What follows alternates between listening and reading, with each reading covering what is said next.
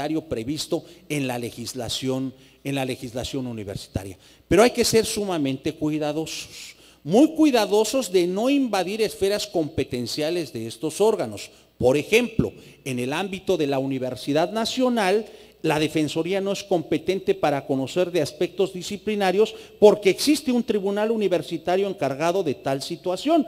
Me imagino que algo parecido a lo que prevé la normatividad universitaria en el caso de la Universidad Autónoma de Baja California. Entonces tenemos que ser muy cuidadosos de no invadir ámbitos de competencia. Ojo, en el entendido de que este tipo de organismos, este tipo de mecanismos, el ombudsman universitario, sus resoluciones no tienen un carácter vinculatorio, porque si no, entonces se desnaturaliza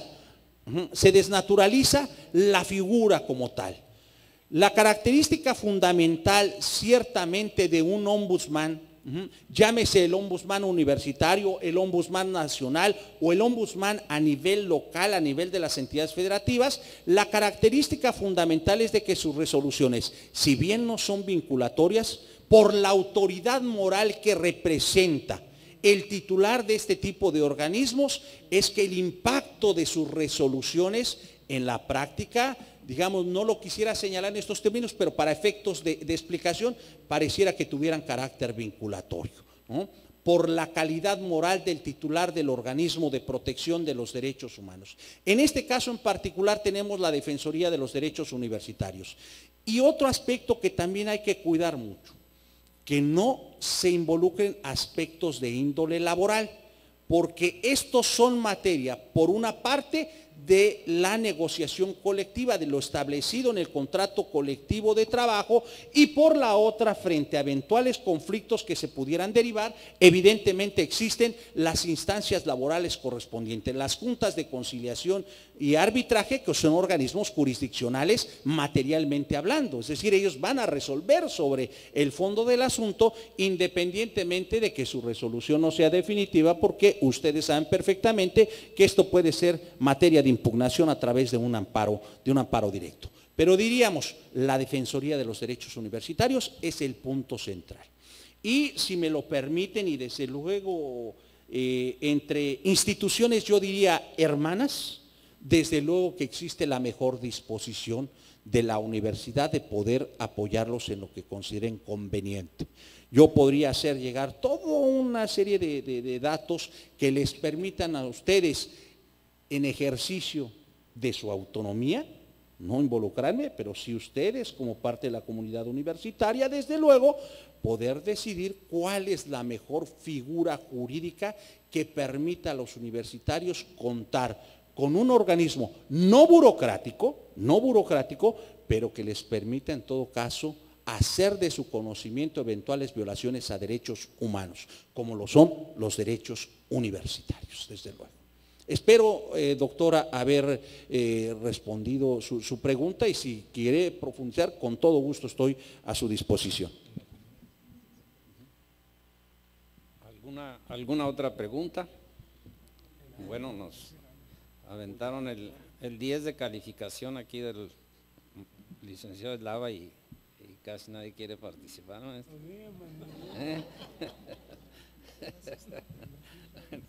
Bueno, yo pensé que sí, que iban a surgir muchas inquietudes sobre esto. Bueno, el material del profesor Eslava va a ser motivo de una publicación especial junto con la anterior ponencia y los trabajos, y es una invitación que ustedes nos puedan hacer llegar sobre el tema de los derechos humanos.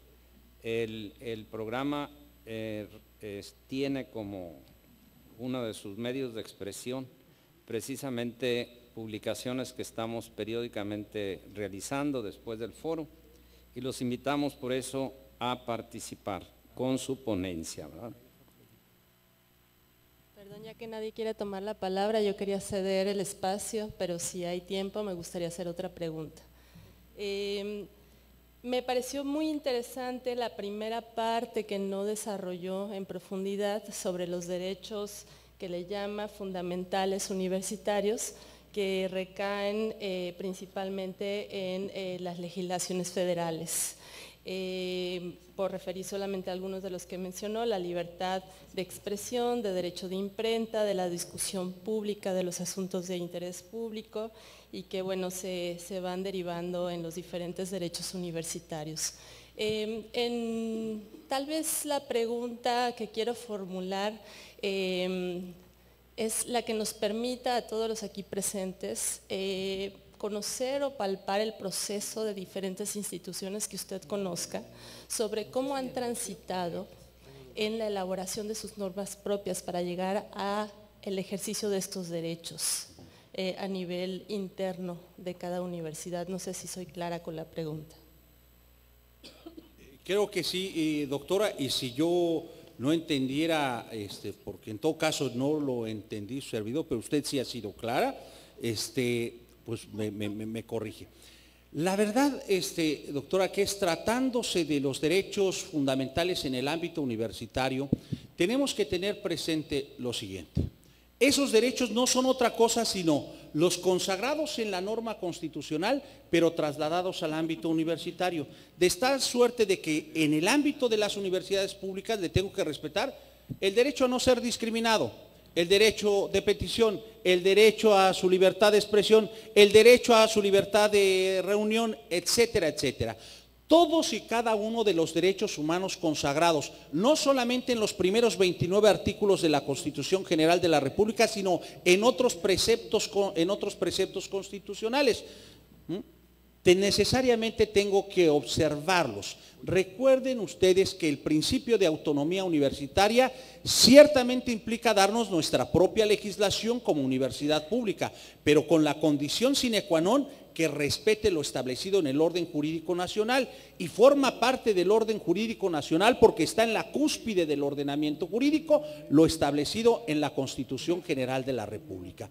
De tal suerte de que la experiencia que he visto en varias instituciones públicas de educación superior autónomas por ley es que no existe propiamente un catálogo de estos derechos fundamentales, por la sencilla razón de que sería tanto como señalar los que ya están en la Constitución General de la República.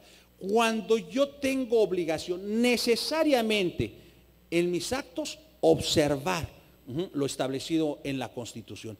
Esa es la razón, a mí me parece, con una adecuada técnica, digamos, legislativa, que no es necesario. Quizás hacer una mención, bueno, digo, sería, inclusive, no sería necesario. ¿Por qué? Pues porque toda universidad pública necesariamente se debe de sujetar al orden jurídico nacional. Ya hay muchas tesis que han emitido la Suprema Corte de Justicia de la Nación que inclusive han sentado jurisprudencia y que por lo tanto resultan obligatorias en el sentido de que las universidades públicas tienen necesariamente que respetar el orden jurídico nacional. Insisto, entre ellos lo establecido en la Constitución General de la República. En todo caso, lo que creo que es conveniente, aunque prácticamente en la mayoría de las universidades públicas, algunos otros derechos están disgregados. Por ejemplo, están los derechos, desde luego, académicos en el Estatuto del Personal Académico. Los derechos de los estudiantes a lo mejor está en el Reglamento General de Inscripciones, en el Reglamento de Pagos y en algunas otras disposiciones. ¿Qué es lo que hemos hecho, por ejemplo, hacia el interior del ámbito universitario de la UNAM? Establecer un listado, digamos, para efectos de conocimiento, porque ya lo prevé la legislación, pero tratar de sacar de los distintos ordenamientos los derechos de los académicos, los derechos de los universitarios y plasmarlo en una especie como de documento no, digamos, aprobado por el órgano legislativo, pues eso ya está aprobado, sino simplemente para efectos de difusión, para efectos de que la comunidad universitaria conozca exactamente cuáles son sus derechos. Entonces, los señalamos en una especie de catálogo de los derechos de los estudiantes o quizás un catálogo de los derechos de los académicos, ¿sí? Eso es lo que en todo caso se ha realizado, doctora, pero no legislar más allá, insisto, porque ya está establecido en la Constitución y tenemos necesariamente que sujetarnos a lo dispuesto en dicha norma fundamental. Pues muchas gracias, licenciado Ismael Eslava. Perdón, hay una intervención del señor presidente del Tribunal Universitario, el maestro Pereda. No me dejaban hablar porque tenemos mucha hambre, pero ante la pregunta de la doctora, y para su información, maestro, pero primero quiero decirle que sigue sacando usted 100 en todo. O sea, ha conservado la excelencia de estudiante al día de hoy. Nosotros tenemos aquí en nuestra universidad un tribunal que fue creado desde 1957 en la ley orgánica. Ahí se señaló que debía de contarse con un tribunal de apelaciones al que acudieran los alumnos a defender la violación de sus derechos de cualquier autoridad de la universidad. Hace aproximadamente 5 años, siendo rector el doctor Estrella, ya se le dio forma, ya se organizó el tribunal y desde entonces hemos estado funcionando. Ciertamente nada más es para estudiantes. A eso se refería, creo, la maestra de Ensenada, que los profesores no tienen cómo defenderse. Bueno, será motivo de otra cosa, ¿no? Pues tenemos un tribunal universitario para los alumnos. Este tribunal no puede conocer de los criterios de evaluación del profesor. Este tribunal no puede conocer de la designación de autoridades. Este tribunal no puede conocer de cuotas. Pero cualquier violación a los alumnos por parte de autoridades, sí los podemos conocer. Y quiero comentarle que tenemos 2 resoluciones muy interesantes. Una en la que delineamos la libertad de expresión en nuestra universidad. Esto se motivó porque 3 alumnos de arquitectura mexicana hicieron un periódico. Le llamaron al artículo que nos ocupa cómo escoger, cómo seleccionar a un buen profesor. Y clasificaron de 1 a 3 estrellas. Fulano de tal, alias el Mantecas, por ejemplo. Tengan cuidado con él porque se roban los proyectos de los alumnos. Y así a este te lo recomendamos. Fue muy interesante. La dirección los expulsó. Los expulsó por un semestre. Y ahí nos vimos en la necesidad de analizar el pacto de San José. Esto antes de la reforma última, ya estábamos obligados.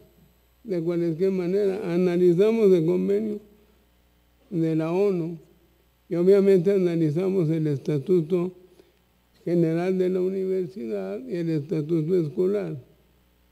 Y concluimos que debía respetarse el derecho a la libertad de expresión y a la libertad de prensa, pero que estos derechos, como todos, tienen limitaciones. En este caso, en 2 de los comentarios eran ofensivos a los profesores. Y ahí dijimos que sí tenían razón en sancionarlos, pero no por haber criticado a maestros, por haber evaluado maestros.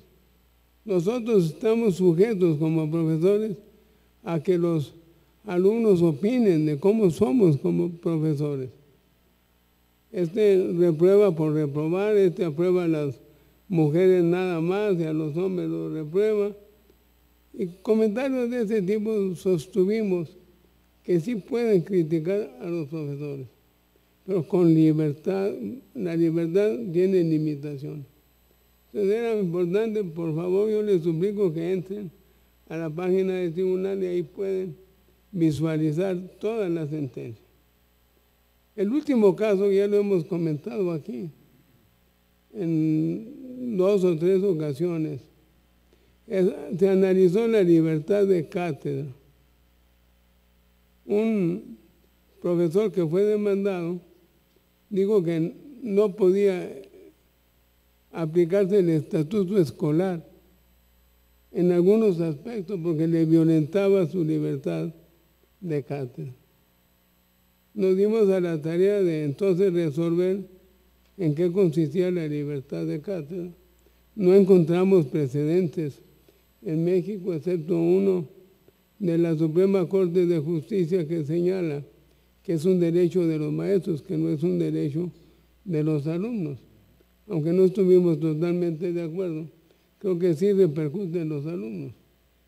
Sin embargo, dijimos que ese derecho no le daba o no consistía en que el maestro no se sujetara a los horarios, a que el maestro no cumpliera con el plan y el programa de estudios, etcétera, etcétera. Dijimos, eso significa la libertad de cátedra, que no nos puede determinar nadie la manera en que vamos a dar nuestra clase, la forma en que debemos de darla y si tenemos una manera de enseñar. Nadie nos puede poner una filosofía. Lo señalamos en base a los convenios de la UNESCO, etcétera, etcétera. Entonces ahí está también eso en el sitio del tribunal. Para información de todos los profesores, yo les suplico también que pueden visitarlo ahí y pueden tener un conocimiento directo. ¿Cómo se puede hacer esto entonces? En la realidad, como nos lo explicó el profesor, se va desenvolviendo. Hay que aplicar las disposiciones constitucionales, aplicar los tratados internacionales. Ciertamente nos falta mucho por avanzar, pero el tribunal ha coadyuvado a la manera de vivir dentro del respeto a los derechos humanos. Las sentencias son vinculantes. Si una autoridad no la cumple, vamos con la rectoría y la rectoría lo hace cumplir. No hemos tenido ninguna necesidad hasta ahora de acudir. Obviamente ha habido resistencias. Todo esto ofrece, al estar empezando algo, resistencia de todo, desde luego. Pero este es nuestro tribunal, maestro. Un tribunal muy distinto al de la UNAM, muy distinto al de la UAS. Es único, creo, en el país. Pero hemos coadyuvado, insisto, en la cultura de la legalidad. Gracias. Muchas gracias. Muchas gracias, maestro Pereda. Me gustaría hacer un comentario porque me parece, muchas gracias maestro por las precisiones que usted ha realizado. Y a mí me parece muy importante de su intervención, se destacan dos aspectos importantes. No cabe la menor duda que tiene usted mucha razón. El ejercicio de las libertades fundamentales establecidas en la Constitución y trasladarlas al ámbito universitario, evidentemente tienen restricciones. Claro que tienen restricciones, porque en el ejercicio de mi libertad de trabajo no puedo realizar actos que vayan en contra de los intereses, por ejemplo, de la universidad. No, desde luego que necesariamente tengo que respetar la normativa universitaria, de tal suerte de que si en ejercicio de mi libertad de expresión estoy profiriendo una serie de insultos o agravios a un académico, desde luego que tiene que ser sujeto de las responsabilidades universitarias en los términos que establezca la normatividad universitaria de cada institución. En consecuencia, cualquier libertad, incluyendo la libertad de cátedra, la libertad de investigación, la libre discusión y examen de las ideas, necesariamente se tienen que sujetar a las limitantes establecidas en la propia legislación universitaria. En el caso de la libertad de cátedra, no, pues en ejercicio de mi libertad de cátedra llego y enseño lo que quiero. No. Hay un programa establecido, hay un plan de estudios y ese plan de estudios necesariamente tengo que cumplirlo. Es decir, el ejercicio de estas dos libertades fundamentales no implica para el académico la inobservancia de las obligaciones establecidas en el estatuto del personal académico. Tengo necesariamente que cumplirlos. Tengo que respetar, digamos, En el ámbito de la libertad de investigación, de la libertad de cátedra, desde luego que la discrecionalidad que tenga el académico para poder expresarse ante los alumnos, pero evidentemente cumpliendo con mi obligación académica. Y una de mis obligaciones académicas es que yo debo de cumplir todo este temario que integra el plan de estudios de la asignatura correspondiente. Desde luego, maestro. Y segundo, seguramente hay variantes en el caso de las eventuales, digamos, violaciones o agravios que algún miembro del personal académico pueda sentirse afectado. Por ejemplo, en materia de ingreso, promoción y permanencia, pues no es que el académico quede en un estado de indefensión frente a una eventual resolución. Ahí está previsto, hasta donde tengo entendido, un recurso de revisión previsto en el Estatuto del Personal Académico de la Universidad. Es decir, no están en un estado de indefensión. Yo lo que creo es, en todo caso, que la idea es profundizar y en su caso avanzar ciertamente en una cultura de derechos humanos que implica, si es el caso, establecer los órganos que permitan dar claridad, dar certeza a los miembros de la comunidad universitaria en el ejercicio de sus derechos fundamentales y que frente a una eventual violación tengan hacia el interior de la universidad una instancia ante la cual puedan hacer valer esa violación. Es más, debe de ser así porque es preferible, lo digo en estos términos, que resolvamos los problemas entre universitarios hacia el interior antes de que se vayan a la jurisdicción externa. Desde luego que sí, porque en estos momentos no es el caso, pero suponiendo que no existiera ningún mecanismo, no estamos en un estado de indefensión, porque la resolución que finalmente emita una autoridad, una instancia universitaria, yo la puedo combatir a través de la jurisdicción externa. O sea, no estamos en un estado de indefensión. Eso me parece que también es importante destacarlo. Lo que creo yo, insisto, es que se trata de perfeccionar en su caso los mecanismos, los instrumentos que ya existen en el ámbito universitario y en su caso, si así se juzga conveniente, instrumentar algunos otros mecanismos, algunas otras instancias universitarias que le den certeza al personal, no solamente académico, sino también de los estudiantes, si fuera el caso, de que sus derechos deben de ser respetados y en su caso sancionar a quienes incurran en una eventual violación. En el ámbito, por ejemplo, de la UNAM tenemos ciertamente un tribunal universitario. El tribunal universitario conoce de las faltas contra la disciplina universitaria tanto de académicos como de estudiantes. Si eventualmente acudo a la universidad portando un arma de fuego, pues evidentemente es una violación grave a los principios de estas instituciones y por lo tanto puedo ser sujeto como académico o en su caso como estudiante de las responsabilidades de las sanciones que la propia normatividad establece. En el caso, por ejemplo, de la UNAM, y seguramente me comentaban también aquí en el ámbito de esta casa de estudios, eventualmente alguna infracción en que incurra un estudiante puede dar lugar inclusive a la expulsión. Y bueno, ya en su caso, quien se ve afectado por esa determinación tendrá las vías expeditas, si es que existe algún recurso hacia el interior de la universidad, y si no existe, tendrá desde luego la instancia externa, específicamente el juicio de amparo. Nosotros tenemos hacia el interior de la universidad algo que se denomina, por ejemplo, expulsión provisional, que es una facultad que queda en el ámbito de los directores de las entidades federativas en los casos fundamentalmente de flagrancia o de violaciones graves. Existe la posibilidad de que puedan expulsarlo provisionalmente y remitir el expediente al tribunal universitario para que éste confirme la determinación, con lo cual la expulsión tendrá un carácter de definitivo, o en su caso modifique esa resolución. Y después de que se emita la resolución final, ya no existe ningún otro recurso, porque tampoco podemos ad libitum establecer recursos y recursos, porque esto evidentemente sería violatorio del principio de una justicia universitaria pronta y expedita. De tal suerte de que quien se ve afectado, pues podrá recurrir al juicio de amparo, porque evidentemente aquí habría una violación a su juicio.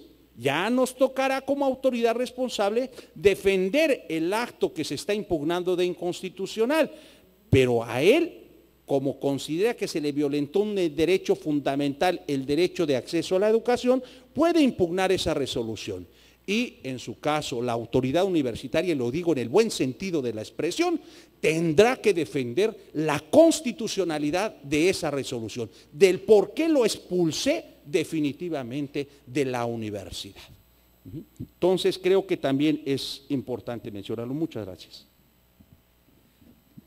Muy bien, pues damos así término a esta sección de preguntas y respuestas y continuaría a hacer la entrega al licenciado Ismael Eslava Pérez de un reconocimiento por parte de la universidad a esta participación suya tan importante en este evento. Señor rector. Muchas gracias.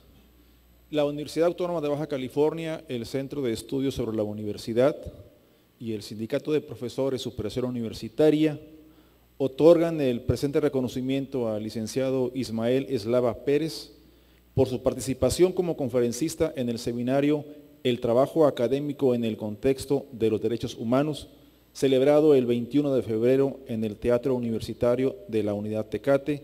Firman el rector, el coordinador del Centro de Estudios sobre la Universidad y el secretario general del Sindicato de Profesores Superación Universitaria. Muchas gracias y felicidades.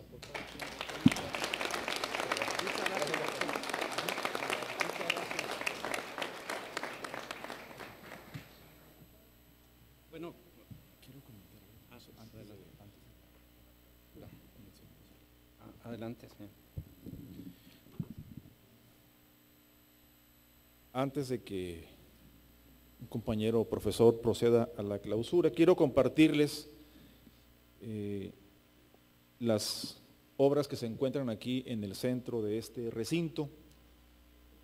Se ha hecho ya costumbre que en cada sesión, en esos espacios, lo aprovechamos para difundir la capacidad creadora de los universitarios, y quienes estamos en el lado norte de esta sala, la pieza que tenemos enfrente, que tiene una guitarra, es una obra, ambas son obras del profesor Álvaro Blancarte, un extraordinario artista plástico, quien cree que se jubiló, pero sigue trabajando incansablemente dentro y fuera de la universidad. Esta pieza que estamos viendo de frente a quien habla se titula Para Santana. Quiero imaginar que será para Carlos Santana, no lo sé, pero se titula Para Santana. La otra pieza que está, quienes pueden verla directamente en el lado opuesto, la obra se llama El Cuentahistorias y forma parte de una enorme colección del maestro Blancarte que se llama la serie Chamanes. Solamente les quería compartir estos datos, compartir con ustedes la labor creadora del maestro Blancarte, y también en el pasillo afuera hay una exposición también de una alumna, tallerista también, del maestro Álvaro Blancarte. Es una obra de la alumna Daniela Monel. Les comparto esta información antes de pasarle el micrófono y la voz al maestro Jesús Velázquez. Es delegado por el campus Ensenada del Sindicato de Profesores del Departamento de Información Académica, y con el permiso del señor coordinador del CESU, le pasamos la voz al maestro para que proceda a la clausura oficial de este seminario, si es que todavía está por aquí. Que se manifieste, levante la voz, maestro. Adelante.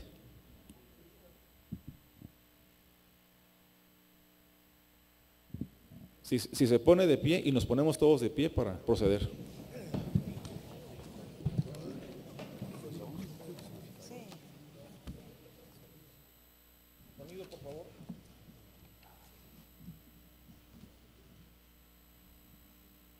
La levantada de mano es para que los técnicos lo identifiquen.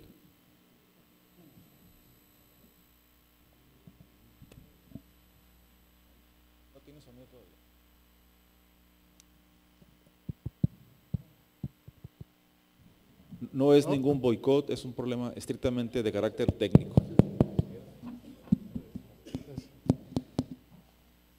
Pues buenas tardes a todos, autoridades, visitantes que nos acompañan, invitados especiales. Vamos a terminar, traía algo para decir, pero ya todos tenemos hambre y queremos irnos. Esperemos que estos seminarios y trabajos de foro nos lleven a buen puerto, como comentaba el señor rector. Y pues sin más palabras, vamos a clausurar el trabajo de este seminario, siendo las 3:10 de la tarde. Damos formal clausura al trabajo de este seminario y pues pasamos a comer. Un aplauso, por favor.